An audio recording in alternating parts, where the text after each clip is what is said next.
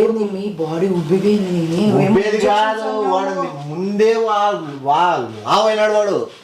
నీకు కాలు కదా బొడవ ఎక్కువ ఉంది, నాకు హెడ్ కదా అంత లేదు. నాకు నీ కాళ్ళు పట్టుకుంటే తెలుస్తుంది వాడు ఎంత మేసి యాడాడు పెట్టుకున్నాడు అనేది.